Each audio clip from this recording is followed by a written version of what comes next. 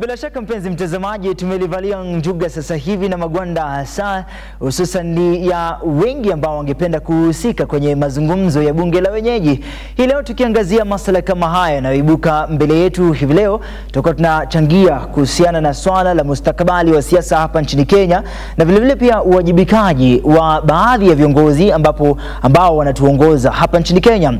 Vile vile taswira halisi kamili ambayo inaangaziwa hivi leo ni kwamba kila mmoja ana nia ya kuweza kuingia kwenye uongozini na siasa wanavyosema kwamba ni karata isiyoisha.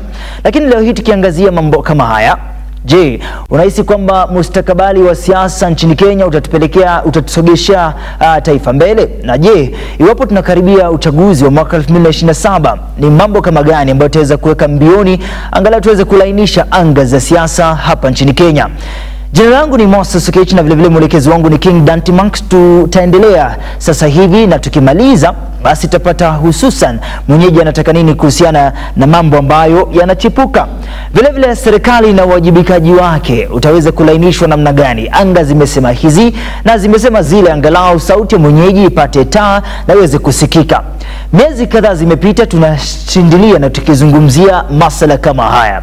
Iwapo hayatabadilika, basi mwenyeji ana nafasi gani? Hapo awali tumeshuhudia Gen Z na pia vile vile vijana wakienda kwenye maandamano.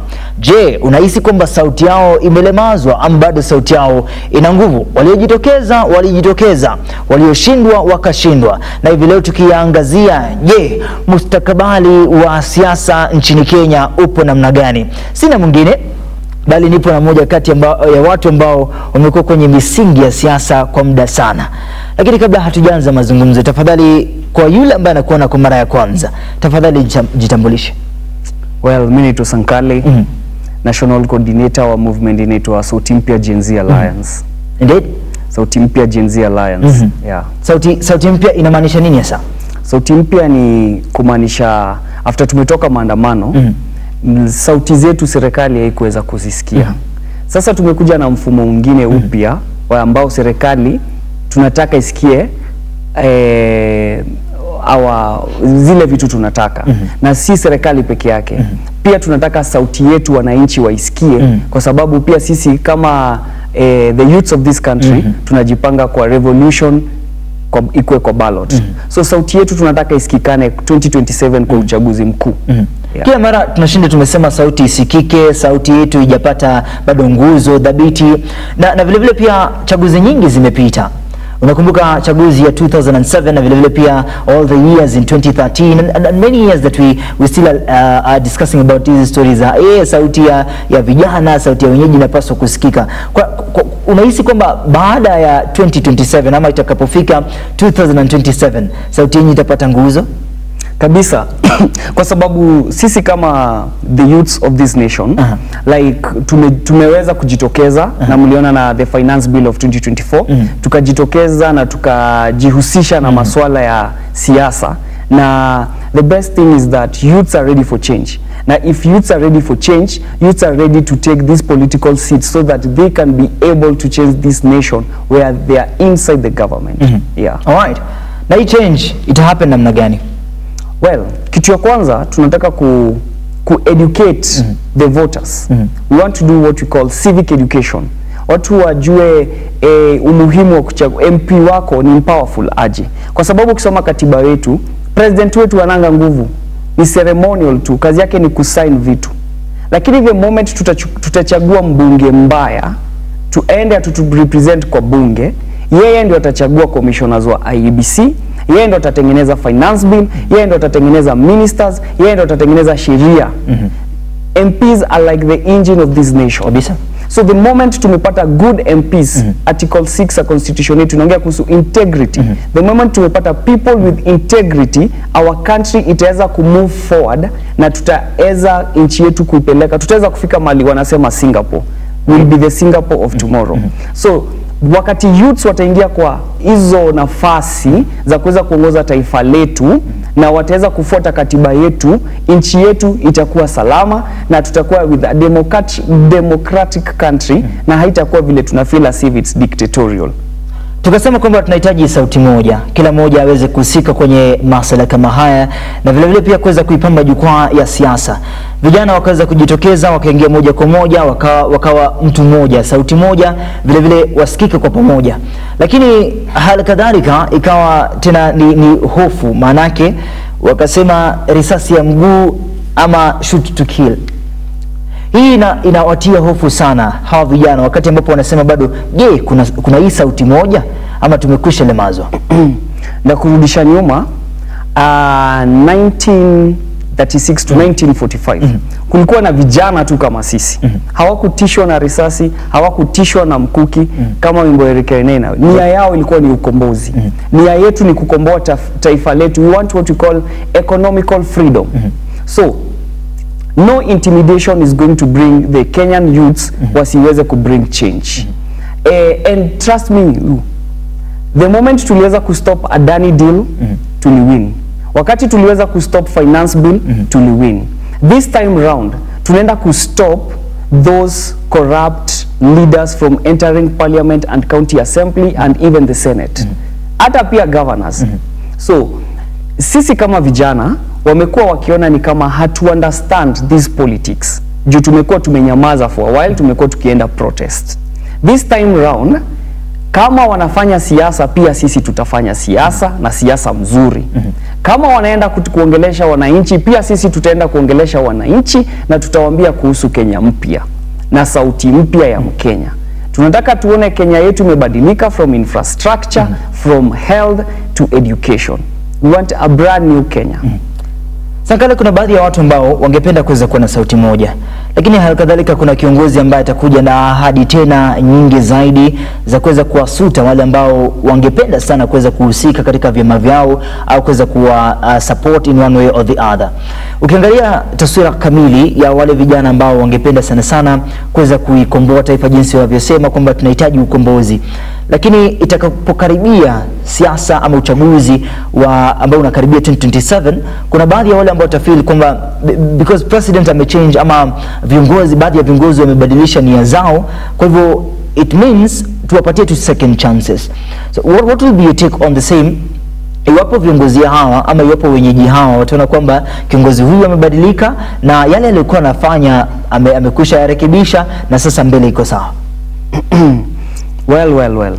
Kitu ya kwanza tunataka kufanya ni ati tunajua wanasiasa wanatupenda kutuchezea hii mchezo sana. Ikifika ni wakati wa uchaguzi watakuja what we call handouts, na wataanza kuongea language yenye tunataka. Lakini kitu ya kwanza ni ati hii generation tuko na what we call social media, na social media does not forget. Anything enye huyo mbunge ama huyo kiongozi alifanya hapo hawali, tutaweza kuireview na akiwa amerekebisha. Tutasema haji. Hakuna vile mtu anaweza, you can never teach an old dog new tricks. It will still behave the same way. And that's why kama sisi sauti mpya ya Gen Z Alliance, we are bringing a new set of leaders. Leaders who wanajua papasi yao ni kuserve wananchi. Tunaambia ngo serving people is like serving God. Tunataka watu wanajua wameitwa kutumikia wananchi, lakini si kutumikia tumbo zao, na si kutumikia si mwananchi akuwe mtumwa wao. Lakini tunataka mtu anatutumikia sisi. We are the boss. Alright.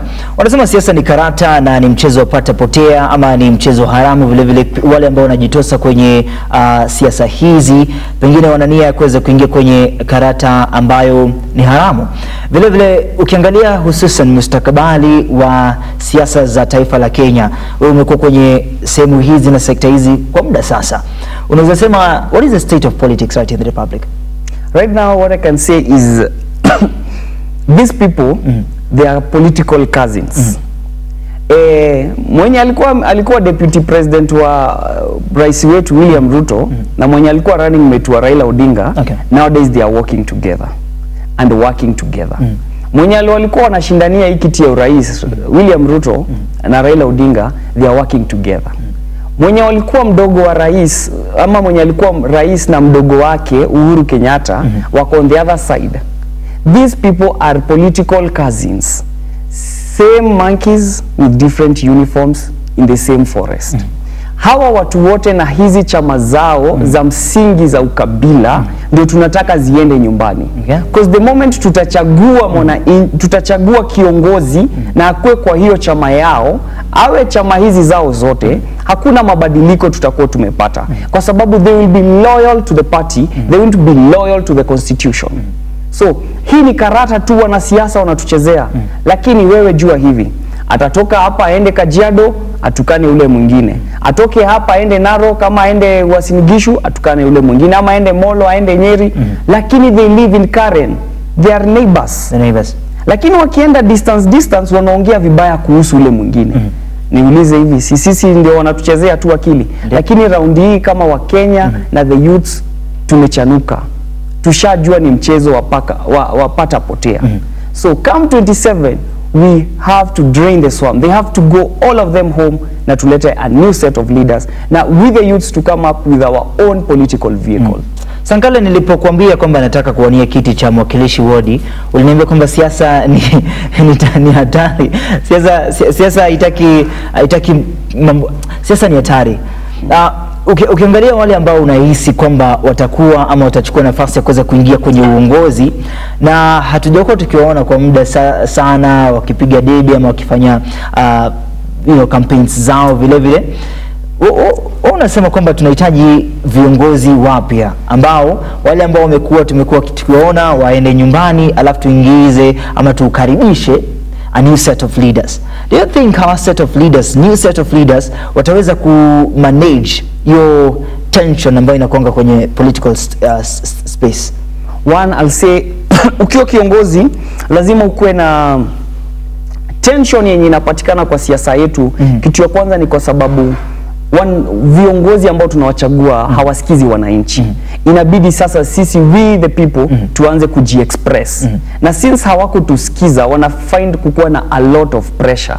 Lakini the moment tutachagua viongozi sasa, the new set of leaders wenye wanasikiza wananchi, wana make katiba yetu inasema power belongs to the people. Wakati tutasikiza wananchi hakuna tension tutapata. Lakini the moment hatutasikiza wananchi, lazima hiyo tension tutapata. Rais alisikiza wananchi na vile vile pia ndiposa akaweza kupenya kwenye kwa kiongozi wa taifa, na vile vile pia viongozi wengi waliweza kusikiza wananchi, wakakuja na ahadi, ndiposa wananchi wakaona ni vyema tuweze kuwachagua. Hivi leo tunapozungumza nawe Sankale, unasema kwamba ni vizuri sana mgombea ama kiongozi aweze kusikiza sauti ya mwananchi. Unahisi ni kwa nini, ni jinsi gani ambapo pindi tu kiongozi huyu amepata nafasi anaenda na sahau na anakuwa tumbo lisiloshiba? Well, nitarudia tu my point yenye nilikuwa nimesema. The moment nimechaguliwa na chama for example ya ODM, Jubilee or DCP, nia yangu ilikuwa kusaidia wananchi. Lakini sasa hapo unakuta chama pia iko na mambo yake yenye nataka nifanye. Nakosa kuconcentrate na wananchi na concentrate na chama. Na that's why utakuta sisi kama wananchi tulikuwa tumesema we don't want this finance bill. We didn't want it completely. But kwa sababu hawa watu wamechaguliwa na chama fulani, viongozi wa hizo chama wanawadirect wapitishe hii bill ama wapitishe mswada fulani kwa bunge, unakuta hawatatusikiza nini, but they are loyal to the party leaders and loyal to the party. They are no longer loyal to the constitution and they are no longer loyal to the people. Yeah. Alright. Vile vile basi tuweze kuchagua vyama ambavyo vitatuongoza ama baadhi ya viongozi ambao wapo kwenye vyama na pia wana loyalty to the people. Well, I think kitu ya kwanza sisi kama the youths na si youths pekee, Gen Z Gen zote. Gen Z Gen zote na maanisha ni ati mtu yeyote ambaye anataka mabadiliko hii nchi. Hatujasema hii nchi itabadilishwa tu na the young people, the Gen Z. Itabadilishwa na anybody mwenye anataka mabadiliko. Uko 50 years, uko 40 years, lakini wewe nia yako unataka kuona mabadiliko kwa taifa hili letu. Tunakukaribisha. And we need to do away with these political cousins with their political outfits. They need to go home. We bring new set of new political outfits and new leaders. Alright. Ni miaka 3 zimepita sasa baada ya serikali hii kuingia afisini na kuweza kutekeleza wajibu wake kwa sababu ya mwenyeji. Na ni nini ambayo unahisi kwamba haijafanyika hadi sasa, na iwapo haijafanyika ni wapi ambapo panadoa? Na vile vile pia hivi majuzi ulisikiza hotuba yake aliyekuwa rais wa taifa la Kenya Uhuru Kenyatta akisema kwamba baadhi ya vitu ambavyo waliweza kufanya hapo awali vimeharibiwa na serikali ya sasa. Mambo ambayo yalikuwa yamefanyika hapo awali yalikuwa ya kuijenga taifa, lakini baada ya serikali hii ya kuweza kuingia uongozini mambo yakaweza kuharibika kabisa.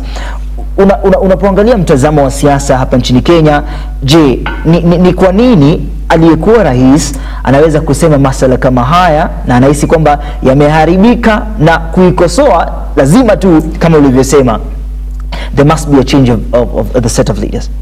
Well.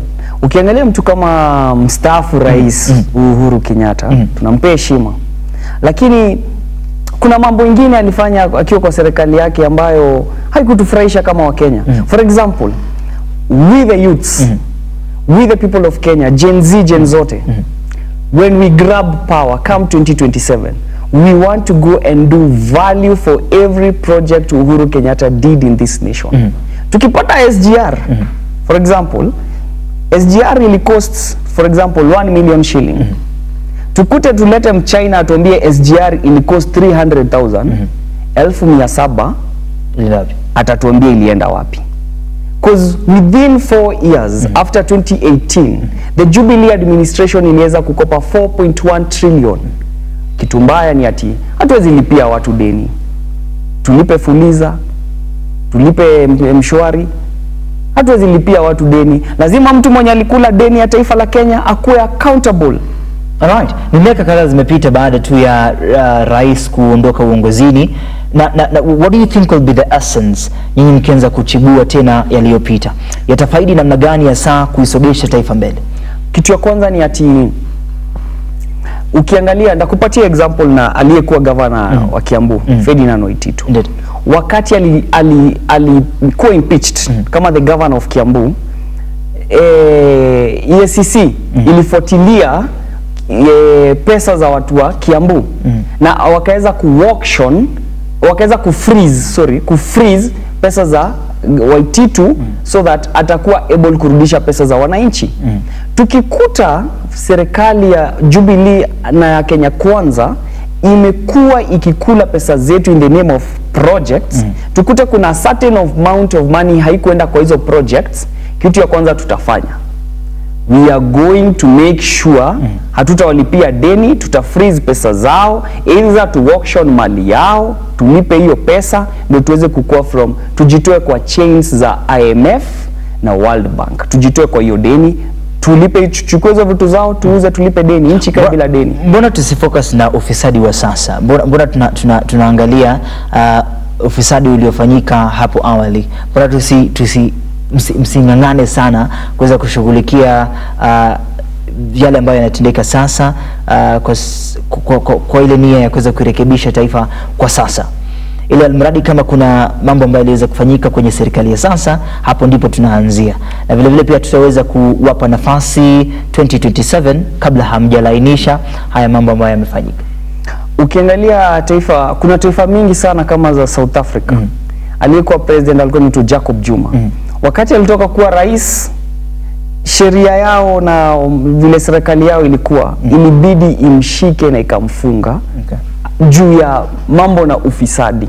So ndio iwe funzo kwa rais yoyote atawahi simama Kenya, ama mbunge ama MCA yoyote atasimama Kenya, ndio iwe funzo ya imalize ufisadi wa kesho na hata wa leo, lazima warudishe pesa zetu.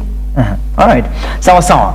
Vile vile pia mpenzi mtazamaji, tunakupatia nafasi ya kuweza kuchangia mswada huu, na vile vile pia kama wewe ni mwenyeji na unahisi kwamba tunahitaji mabadiliko, kumbuka kwamba tutakuwa live ama tupo live kwenye mitandao ya kijamii hasa YouTube na Facebook. Tumia #bunge la wenyeji. Wewe unahisi namna gani? Siasa hapa nchini Kenya ipo namna gani? Je, ikarata itaishi namna gani? Na vile vile pia ukiangalia uchaguzi wa mwaka 2027, je, tunategea nini hasa? Hebu turudi kabla hatujafunga jamvi la awamu ya kwanza.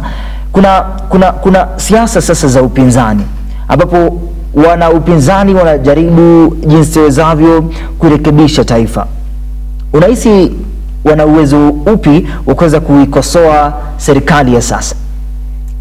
Well, ukiangalia hiyo the united opposition, I'll call them the united opposition that they want to come and oppose the people of Kenya. Kwa sababu hawa watu walikuwa tu, kama ni Kalonzo Musyoka alikuwa kwa serikali, kama ni Rigathi Gachagua alikuwa kwa serikali. Hawa watu wote hawana agenda, hawana agenda ya kukomboa taifa letu. Agenda yao ni moja tu, waingie pia wapate nafasi, wachukue keki yao, waende nyumbani. So kama sisi kama wananchi, na kitu ya pili, hawana agenda ya kuleta wananchi pamoja. Ni ukabila na siasa za chuki. Ukiangalia pande nyingine ya ile ya serikali, the same thing. So no wonder ninasema hawa mean good for the people of this nation. We the people of this nation, we need to unite so that we can bring the change by ourselves. Kama vile Mau Mau wali unite 1938 to 1946, waka make sure that wamepigana World War II na waka intimidate mzungu to a point 1963 tukapata uhuru. The same way tunataka tushikane sisi kama wa Kenya 2027, twende tupige kura zetu na to make sure tumepata uhuru na kura zetu zisiibiwe. Alright. Kwa hivyo 2027 una feel namna gani? Status ya politics itakuwa wapi? Well, nina uhakika sana kama wa Kenya tutachukua uongozi. Uongozi itakuwa pande yetu. Kwa sababu ukienda pale kwa kupiga kura, kwa kituo cha kupiga kura, we find that hiyo ballot box iko in a certain room. Tukimaliza kupiga kura, tunaenda nyumbani, hiyo ballot imebaki in that certain room. So this time round tutataka reforms. Hiyo ballot box tutataka iweko, ikijaa inawekwa nje, wananchi wanajichungia kura zao. Kweli. Hapo ndio tutapata mabadiliko. Yeah. Natumai kwa awamu ya pili tutakuwa tunazungumzia wale ambao wamejitokeza sana kuweza kugombea viti vya urais na pia nafasi zingine nyingi, hasa wawakilishi wadi kama sisi, sivyo? Na vile vile ukiangalia pia hali kadhalika yale ambayo yanachipuka, ni vizuri kusema kwamba kila kiongozi ana nia yake na haja yake sana kuingia kwenye uongozi, na mwenyeji anapaswa kuwa first priority wakati kiongozi ameingia kwenye nafasi hizo za uongozi.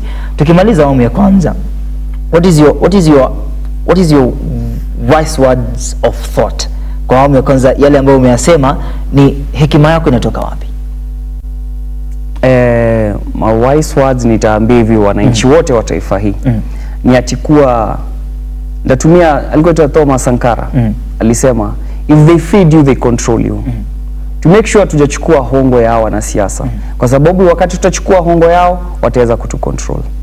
Alright, very wise words. Najumuika na Sankara ambaye anatuelezea hali halisi ya saa hapa nchini Kenya na mustakabali wa siasa za taifa la Kenya. Vile vile pia tukikaribia ama tukijongea uchaguzi wa mwaka 2027. Vile vile mpenzi mtazamaji, tunatumai mambo mengi yataweza kuchipuka, lakini halikadhalika kwamba ni sauti moja ambapo kila mwenyeji anapaswa kujukumika ama kujumuika na baadhi ya wengi ambao wanaitetea haki ya Mkenya binafsi. Wengi wamelisema hili na pia viongozi wakajitosa, wakashughulika, wajibika, almuradi semi za Mkenya zipate kusikika. Lakini tumbo lisiloshiba linachukua nafasi ya kwanza, ambapo viongozi hao kisha ingia mambo yanabadilika. Mwenyeji amekuwa kilalamika kila wakati. Halikadhalika kwenye bunge la wenyeji tumekuwa tukizungumza na baadhi ya wenyeji, ambapo sijahisi kwamba kuna yeyote ambaye amesema mambo yapo shwari. Je, mambo yatalainika siku ipi? Na iwapo yatalainika, basi ni wapi tulikuwa tumekosea?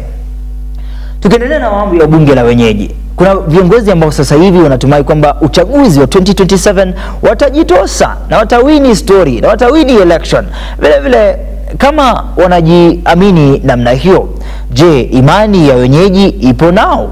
Vile vile kama hamna imani kwa hawa viongozi, basi tutaweza kulainisha anga hizi za siasa namna gani? First thing first, wajibikaji unapaswa kuwa kipaumbele kwa kila kiongozi ambaye anaingia ofisini. Ufisadi ukome na mambo yalainike.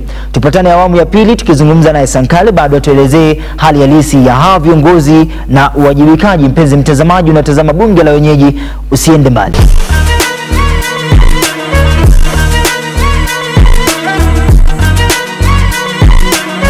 Karibu tena, unatazama bunge la wenyeji. Maonyesho haya ni kwenye runinga ya Lookup. Vile vile tupo live kwenye mitandao ya kijamii hasa YouTube na Facebook, Lookup TV, na vile vile pia tumia hashtag bunge la wenyeji. Hali halisi na hali kadhalika yanaangaziwa kwenye mustakabali wa siasa za hapa taifa la Kenya.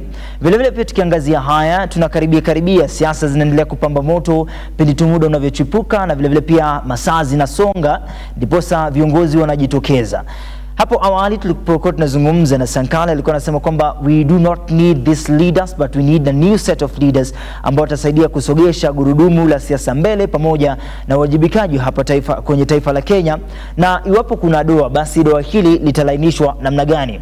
Mpenzi mtazamaji, iwapo unatazama maonyesho haya, kumbuka tunakurequest uungane nasi kwenye mazungumzo haya kupitia mitandao yetu ya kijamii. Nambari ya simu pia iko hapo chini, chaza kama wewe. Vile vile tukiendelea na shughuli hii na mazungumzo haya, kila kiongozi ana nia ya kufanya kazi jinsi awezavyo, ana nia ya kuwajibikia wenyeji jinsi awezavyo. Ukiangalia kwamba kila kiongozi anajitokeza na anasema kwamba I am the right person for this space. Hebu tumzungumzie Raila Amolo Odinga kwenye nafasi yake kama mpinzani, kwenye nafasi yake kama rafiki wa Rais William Ruto, na pia kwenye nafasi yake kama mkuu wa chama cha ODM. Unahisi kwamba nafasi yake ya uchaguzi wa mwaka 2027 ipo wapi sasa? Nikidhani Raila Odinga, kwa maoni yangu, ni ati if he really meant good for this country, hangeshikana na serikali ambayo tunaipinga. Na kitu moja Raila Odinga amefanya ni kuwa ati ametengeneza two set of ODM. Kuna wale those of aged ina Oparanya wako kwa serikali. And then there's this young leaders from ODM kina Babu Owino ambao wenye wako kwa opposition. And I foresee the future of ODM. Like the same leaders, they are working for the same person, same party, opposing the same government, but they are working for the same, like ni kutayarisha, wanatayarisha viongozi wao wa kesho wenye watakuwa tu kama Raila Odinga. Hakuna mabadiliko watafanya, lakini watakuwa kama mabadiliko. For example, if wewe ni mbunge, tumekwambia tutaki finance bill, ukose kwenda kuvote no for finance bill, ukue absent, inamaanisha nini? Inamaanisha kwa njia nyingine umesupport hii finance bill indirectly.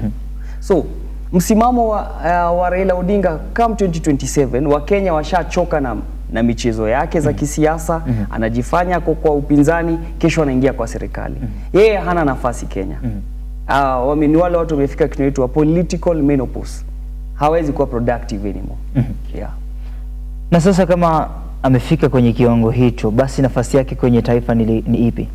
Sasa nafasi yake kwa taifa ni simple, arudi nyumbani, akae na vijana nyumbani, awajaribu kuwapea advice kidogo, ajaribu kuingilia ukulima, alime ng'ombe, tuletee maziwa tukunywe. Lakini kwa uongozi sasa, wakati yake umepitwa na wakati. Na ile story ya Baba Damu. Baba Damu, that's why I'm saying we want to do civic education. Yeah, civic education, because watu walikuwa wanaona one individual can bring change, but change inaletwa na collective of leaders. That's why tuko na all these MPs and 1450 MCAs wenye wanaleta change wakiwa wote pamoja. But one person akiwa president haizileta mabadiliko yoyote. Iwapo mheshimiwa Raila Odinga hataweza kuamua kwamba arudi nyumbani na atulie, manake pia umesema story ya menopause, ukiangalia hiyo design na structure yenye kila kitu happen, amua tu sasa leo mimi siwezi rudi mtaani, lazima bado nijiongee na lazima bado niko kwa ballot, itakuwa namna gani? Atapigwa atakuwa na surprise. Ata surprise sana. Na akimanage? Hawezi manage. Atatoa wapi kura? Unajua ninasikia watu wakisema ati come 2027 tunaweza iba kura. Utaiba nini na hauna kitu ya kuiba? Inawezekana siasa ni mchezo. Hauna kitu ya kuiba, lazima uwe na kitu ya kuiba. Hauna kitu ya kuiba, utajaza na nini na hauna kitu ya kujaza? Kwa hivyo unamaanisha Rais William Ruto? Na maanisha Rais William Ruto, Raila Amolo Odinga hawana vitu za kuiba. Ukikompare baina ya mheshimiwa Rais William Ruto na pia mheshimiwa Raila Odinga, nani ana uwezo wa kuiba sana? Those two guys, they are desperate people. Very desperate. No, hakuna mwenye anaweza bila mwingine. both of them, they are two desperate individuals that they just need to, unasikianga, of the same feathers flock together. Sasa hawa ni watu wawili, ni kama for example na nisamewe na mtazamaji, ukipata mama mjamzito utakuta akitembea na mama mjamzito mwenzake. Sasa Raila Odinga tumempa ujauzito wa kwenda nyumbani, William Ruto tumempa ujauzito wa kwenda nyumbani, na ndio unaona wanatembea pamoja, juu hao ni watu wamechoka. Na hawatajifungua mtoto wa success ama wa maono, ni mtoto wa failure na wa kwenda nyumbani na wao. All right. Very parabolic, but haidhu lazima tuweze kurekebisha taifa na vile vile pia msimamo dhabiti. Na sasa kwa hivyo hawa wakishaondoka, baadhi ya wale ambao wewe unahisi kwamba unaweza chukua nafasi hiyo, anajitokeza ni alikuwa jaji mkuu Maraga, sivyo? Na vile vile pia alikuwa katibu wa usalama wa ndani Fred Matiang'i. Wanapojitokeza kwenye nafasi hizi kuweza kusaidia na kulainisha taifa, wana nafasi? Nitasema hivi, sisi kama youths of this nation, we want our president to be organic, atoke organically from us. Si eti mtu atajiendorse aseme ya kuwe rais wetu, si mtu atakuja asema mimi nataka mnichague. Tutafanya vitu, atakuwa organic. For example, kama ule alikuwa acting prime minister wa Bangladesh, hakukuja kusema nataka nikuwe prime minister, alikuwa endorsed organically by the people of Bangladesh. Sasa hawa wote wanasema nataka mnipatie kura, hatujajua nia yao ni gani. Kuna wale wako na msimamo wanasema wanataka Maraga, kuna wenye wanasema wanataka Okiya Mtata, kuna wenye wanasema wanataka Matiang'i. Ni kwa sababu all of them they have endorsed themselves. But mimi ningetaka sana youths of this nation, we endorse ours organically from us. Mwenye tutafeel huyu ndo tunataka. Naweza penda for example, kuna kama huyu professor Kivutha Kibwana, amekuwa na sisi kwa spaces hapo, amekuwa kituongelesha sana na hajaisema anataka kuwa rais. He's one of the best governors tumewaiona in taifa yetu. Such a person akisema tukimuendorse organically, anaweza fanya kazi kama gavana wa Kiambu, wa Murang'a. Tunaweza anaitwaje, Irongo Kang'ata. Tunaweza muendorse organically, hiyo ni maoni yangu tu, lakini kitu namaanisha ni ati we can just poach. We can identify a leader and we can support him, na tuseme wewe ndio tunataka ukuwe rais wa taifa hii. Ukipata nafasi ya kuweza kumendoza Gachagua, itakuwa namna gani? Vile vile pia tukiangalia nafasi yake kwenye sekta ya upinzani, anaonekana kuwatetea sana wenyeji. Akipata hii nafasi, basi taifa itasonga mbele. Gachagua, nitataka kukumbusha watu, tarehe 10 Julai walikuwa wote Rais William Ruto, Raila Amolo Odinga walikuwa wanasema formation of the broad-based government. Hiyo wakati Rigathi Gachagua alikuwa anasema sijaona makosa yote rais kujumuisha Wakenya wote kwa taifa hili. It's because his interest Kenya alikuwa anataka kwa hiyo serikali hakuweza kukipata. That's why saa hii anajifanya ako na sisi. Wakati finance bill ilikuwa inatengenezwa alikuwa amenyamaza. Lakini wakati alikuwa impeached ndo alianza kuimba wimbo wetu wa shida. Alikuwa anasema nchi walipata empty coffers. Sasa hii ndo anajua nchi inaenda vibaya. Watamazayo na Wakenya wanafaa wajiulize, sasa hii ndo wanaona nchi inaenda vibaya. At that time when he was a deputy president alikuwa anasema we found empty coffers. Wakati alikuwa anatengenezewa finance bill annex house plus pesa ya mke wake ilikuwa inakuja almost 3 billion. Kwa nini angesema hii pesa iende kwa wakulima wa Mount Kenya wa majani chai, wanunuliwe coolers za maziwa, wakulima wa miraa waweze kupata pickup za kuwapelekea nini zao kwa soko kwa haraka. Hakusema kitu kama hiyo. Lakini the moment alikuwa impeached ndo alikumbuka ati kuna mlima. Na wakati pesa zilikuwa zinamiminiwa kwa ofisi yake, hakuwa anaona hiyo mlima.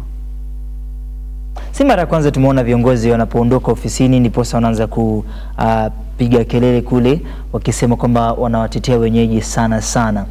Lakini walipokuwa ofisini hawangeweza kulizungumzia. Kwani shida huko wapi? wamekuwa kituselia narrative ya tribalism. Ukiwa huko nje, ukifanya makosa, ukienda ukule hongo, ufanye nini, the moment unaona ni kama mambo yamekuendea segemnege, unaanza kukumbuka watu wenu. Unaanza kutaka watu wenu wakutetee. Na that's why every time they create a political party enye ita unite their people.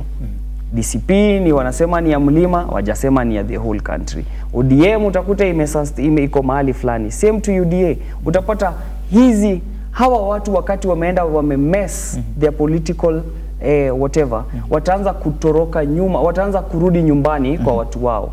Yeah. Na juu sisi tuko na huruma mingi kama wa Kenya, tunaanza tena kuwapokea kama mwana mpotevu. Sasa hii tutasema mtu, hata Mwenyezi Mungu anatuambia it's either you choose life or death. Kama wewe uliingia kwa siasa uka choose ipande nyingine, ende upatane na Lucifer mwenyewe, lakini sisi hatutakukaribisha tena. Yeah. Kabisa.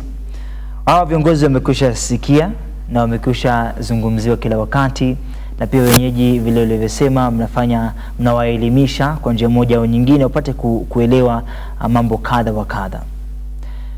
Tunakaribia tukumaliza awamu hii, na vile vile tumezungumzia mambo kadhaa ambayo yanamfaa mwenyeji na tungeweza kuikosoa serikali kwa njia moja au nyingine. Wenyeji sasa wanapaswa kufanya nini angalau sasa kuweza kuhakikisha kwamba yes, you're saying about the new set of leaders, lakini this is the stand ya wenyeji, ambapo hapo awali tulikuwa tunazungumzia kuhusu kura ambayo ndio itakuwa like this is a weapon after all. Sasa wenyeji wana nafasi ipi ya kuweza ku make sure that at the end of the tunnel this is what we're taking home? Kitu ya kwanza wanafaa wajiregister kama wajisajili kama wapiga kura. Na vitambulisho waseme wapewe bure. Wachukue vitambulisho wenye hawana, na serikali harakishe process ya watu kuchukua vitambulisho. Na tukishachukua kitambulisho yako, sisi kama youths, we directed this nation that we have a monster called finance bill.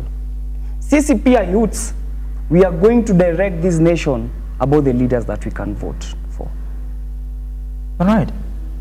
Msimamo wako hasa kwa nafasi sasa ya taifa la Kenya na pamoja na viongozi, tunaweza shirikiana aje na viongozi hawa, yes, the new ones that wewe unahisi kwamba wangepata nafasi, na pamoja na wale ambao wapo kwenye uongozini sasa hivi, wangeshirikiana namna gani na wenyeji kuhakikisha kwamba after all these things Kenya must take the first stand? Kitu ya kwanza, ni ngumu sana kushirikiana na hawa wenye wako uongozini kwa sababu hawa ni potatoes ambao zimeoza. So kitu tutafanya ni ati kuna wale kama wazazi wetu, if we are fighting for justice, ni kumaanisha mzazi wangu alinifundisha about justice, alinifundisha kuhusu accountability. There are those generation X, millennials, ni wazuri na wako na experience pia ya uongozi, wamekuwa wakifanya kwa private companies, parastatals, na wamekuwa wakiperform vizuri sana. Tunaweza fanya nao kazi kwa uongozi kwa sababu wako na integrity. When we mix this generation and this generation, what we want is a generation of integrity. A generation of integrity that is going to put our country in the right place. Iwapo ungepata nafasi ya wewe kuwa kiongozi, ungechagua nafasi ipi? Mimi ningetaka kuwa kiongozi wa Kenya, ningetaka kuwa mbunge. Alright. You have the power, yeah. Ningependa sana kuwa mbunge, ndio ni make sure nime protect katiba yetu. Ni make sure nime represent wa Kenya tu, si ni bunge langu peke yake, lakini wa Kenya wote. Kama na rafiki yangu anasimama huko Kisii, anaitwa Osoro, anasimama mbunge, najua ni kijana na integrity. Na rafiki yangu anaitwa Uncle Wanyeri, anasimama MCA Nyeri, hao ni watu wako na integrity. So if we elect people, niko na rafiki yangu anaitwa Max, anasimama MCA huko Busia, those are people with integrity kabisa. Yeah. Alafu kuna mimi sasa, na niko na wewe sasa. Amazing. Lakini lazima tutavet watu. Ndio. Yeah. Na tutaangalia kama wako na deni za fuliza. Watu walipi madeni, sidhani kama tutawachagua. Juu kumaanisha watakopa huko, wakuja alipe fuliza. Wakuje wakose kulipa deni zetu, watu wachie deni sisi wananchi. Kweli. Kabisa. Tunamaliza awamu. Sauti moja sasa. Sauti moja imekuwa mbioni pia kuhakikisha kwamba Sauti Mpya. Sauti Mpya, sorry. The awareness is made known. Yeah. Na ikiwa made known, kila mmoja anaelewa na anapata hali halisi. Kwa hivyo ningependa kukupa nafasi sasa uweze kuangalia tu kamera na uzungumzie tu hawa wenyeji kuhusu there is a need for one voice. Yeah, kwanza kabla ni wazungumzie ningesema Sauti Mpya Gen Z, Gen Zote Alliance iko na structural leadership. Tumekuwa tukisema we are partyless, we are leaderless, we are fearless, na 2027 inakaribia. Na tukiendelea hivyo, our enemies are planning themselves. So we came up with structural leadership. Tuko na county representative, tuko na constituencies representative, na ward representative, na village group leaders. Indeed. Because our ward is made up of villages. So this village and this village zitakuwa zinafanya kitu zinaitwa public parliament. And then after every month wanafanya joint public parliament. Amazing. Kama sasa hii tunaenda county ya Nyeri next month. Tunaenda kufanya kitu kinaitwa civic education. Watu wa Nyeri wametungojea. Tuko na a lot of aspirants wanavai for Nyeri. Tuko na mtu kama Lewis Brown anavai for MCA. Tuko na kama mtu kama Mwai anavai for MCA Rware Ward Nyeri. And we are just nurturing youths so that we can have good leadership. So Sauti, na nitapenda sana kuambia every youth, we need to be united. Ukiona mtu anafanya civic education area yako na yuko under Sauti Mpya Gen Z Gen Zote Alliance, ametumwa kugawanyisha kura ya youths. We need to unite and speak with one language, with one voice. Alright. Yeah. Sawa. Kwa hivyo tusubirie Sauti Mpya? Yeah. Zungumza na wenyeji uambie sasa there is this need. Yeah. Alafu pia tunaweza pata namna gani kwenye mitandao? Well, tuko na website yetu inaitwa @Sauti Mpya Gen Z Alliance. Hiyo ni website. Tuko na X Sauti Mpya Gen Z Alliance 2025. Na bado tunatengeneza tu mitandao mingine ya kijamii. Kabisa. Yeah. Nataka kila laheri. Shukran. Kwa shughuli zenyu zote za kuwaelimisha wengi ambao wako nafahamu angalau waweze kufahamu haya, sivyo? Na nishukuru sana pia kwa kuweza kutenga muda wako na kuweza kufika hapa angalau tuweze kuchanganua 2-3 kuhusiana na mustakabali wa siasa. Shukran. Natumai pia tuweze kujumuisha wakati ambapo tuko na viongozi. Tusikie unasema namna gani na mnaweza shirikiana namna gani angalau ku empower a better tomorrow and a better country. Sivyo? Thank you so much Sankali.